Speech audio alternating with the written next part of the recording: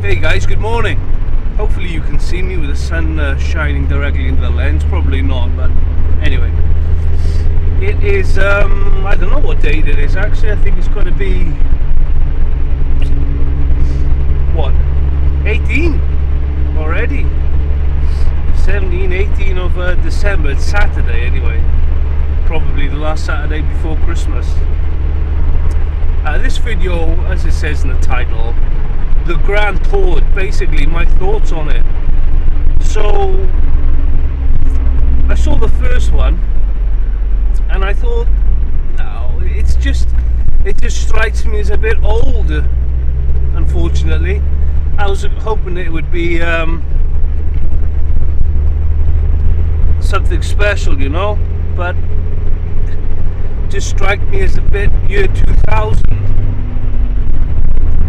It's car reviews generally difficult for a car program to do a review of a car now. I think they went down to do the Porsche GT, LaFerrari and McLaren P1, but this test has been done. You know, Chris Harris did the definitive test on those cars at the same circuit. Maybe they were even there on the same day doing it. What are you doing? And you know, there was nothing left to be said after that. He had Tiff Liddell down, he had Jason Plato down, and it was him. I mean, that review had been done to death.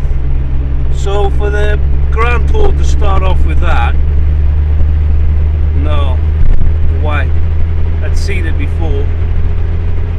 Then they had the stupid sequence with the celebrities, just utter nonsense. And then, you know, the old thing with the Stig and the track. Yeah, okay, maybe it'll be nice. I don't know. I mean, why do it though? You know, just find a racetrack. I mean, they don't have the budget to rent a racetrack. They have to come up with their own. Just seems a bit silly to me. But I think in general, the whole car journalist reviewing their cars in a sort of 10-minute slot, 15-minute slot, I think those days have gone. With the advent of YouTube, you've got guys who own these cars and who make a 15-minute video just on one day's driving with the car, and they do numerous videos with the car. You cannot compare. If you've seen these videos of these YouTubers with the car, I mean, it is pointless it doesn't move the game forward at all to watch a program like the Grand Tour. I mean, we know everything there is to know. I mean, a guy who owns the car and who dailies the car, more or less dailies the car, tells us about it every single day. Well, not every single day, but regularly. What is it like to live with? Long trips, short trips, maybe they take them to the track, take them around town, just the practicalities of it. Maybe they do like an interior tour of the car. I mean, YouTubers, they're making things like the Grand Tour superfluous, like a pointless exercise. There's a guy, Nick somebody, for example, he does long reviews, I don't know, what are they, 20, 25 minutes of the interiors of cars, what they like to drive. Nothing spectacular. It doesn't take them out on a track or hard driving. He just goes through the interiors of the car, what they're like to drive, you know, just as a normal person. And he does that really in depth. It's very clear. He makes the effort with the cameras. I'll put a link to his channel in the video description. And for that, there's no one better. You know, he does the normal stuff. And then if you want to see these cars on the track, then you've got other guys that that do the track stuff. Maybe not. Like, for example, I was looking at one he did yesterday. It wasn't a new video for him, but it's the first time I saw it. It was on a Bentley, four-door Bentley. What do they call that? Silver Spur. And just the review, it told you everything that you need to know about that car. I mean, do I need to see that Bentley on a track? No, I don't think so, because I'm never going to take a Bentley on track. I don't really care what a Bentley is like on track, and I don't really, and I can imagine that on an autobahn it's quiet. What I want to know is the materials, how comfortable it is, what features it's got. That's the most important thing about a Bentley. For Porsche, there are guys out there that do the Porsches, the track. Whoa, whoa, whoa, whoa. What the fuck is going on here? Can I go in here? There's learner driver. Whoa, so much space in front.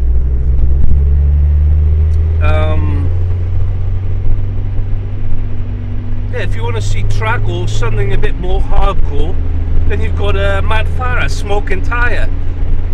Does any car and every car you could possibly imagine. Chris Harris, back in the day, I think what Chris was doing on YouTube was massively better than to be honest, I haven't seen what he does on TopGear, but I'm expecting he does exactly the same thing. I've seen clips of it, and to be honest, it's all a bit plastic, all a bit TV. The stuff that he's doing on TopGear, the clips and the highlights that I've seen, I much prefer it to be more down to earth, more real. What he was doing before, i.e. not trying to cater to TV, like a more honest, realistic review.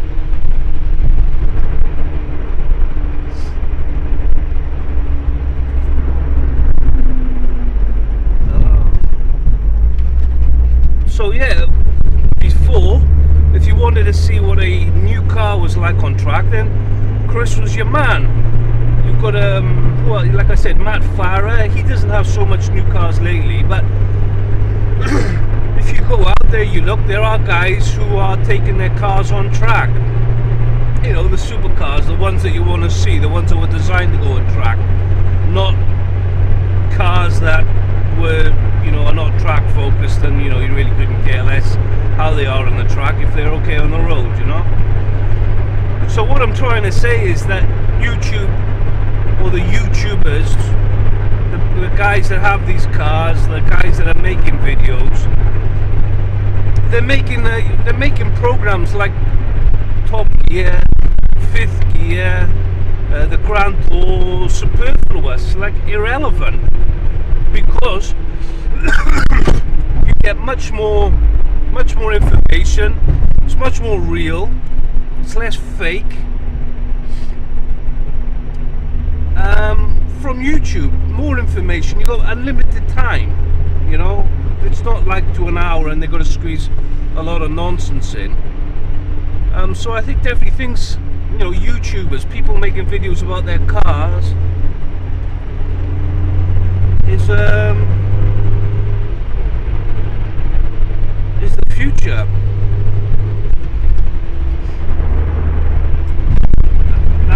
And if I can put in something about Vimeo there, I was going to start putting my videos on Vimeo as well, you know, why not? But Vimeo, they charge you to put your videos on there, which is absolutely crazy, and that just shows that that business model is completely broken. With YouTube, you get paid to put videos on the internet with YouTube, and then you've got Vimeo who charge you on the internet. It's absolutely ridiculous. I mean, what, you know, it's crazy. Why are Vimeo doing that? Because their business model is broken. Basically, they don't know how to monetize their audience, the people that are watching the videos, so they're monetizing the content creators. Ridiculous. That's like saying, you know, Top Gear, the guys that make Top Gear, for example, that's like saying to them, it's like Vimeo saying to them, no, you've got to pay us. Oh no, sorry, better example. It's like the BBC saying to Top Gear, you need to pay us to show your program on our network. Or ESPN saying the NFL has got to pay ESPN so the NFL can be on ESPN. Absolutely, it's ridiculous. I mean, basically, it's just a complete failure on the part of Vimeo to monetize their audience, and they've got no excuse at all. Okay, at the start, well, it's been going on for quite a long time, but you know, they need to get past that phase where they're trying to build the audience. That's where you're losing money, to get the audience then, and then once you've got the critical mass, then you can start to make money. But in those early days, the main thing is to get people using your website. But if you're charging people to upload videos to your website, so immediately that cuts out 95%, 99% of all the content that you would ever put on. Stops 99% of the content going on the Vimeo, which gives no reason for people to upload their content there, which gives people no reason to go there to the site, which makes it unprofitable. It's never going to be profitable in a serious way, Vimeo, never. But anyway, I went off on a tangent there about Vimeo and what they did. Like I said, I was surprised I was going to start uploading, but then again, they give you a limit, you know, which is not a very big limit at that. So, yeah. But anyway, those were my thoughts. You know, basically these days with the technology, I think you can do like 99% of the job of Top Gear with that 1% of the 1% of the expense. You know, maybe 98% of the job with 2% of the expense. Like the modern technology is giving everybody the ability to make a high definition video, really good quality with really good sound. You get a couple of cameras and you know, it looks professional, it's got good sound. You know, you know, how many people, I wonder, does you know, Top Gear employed to make a video?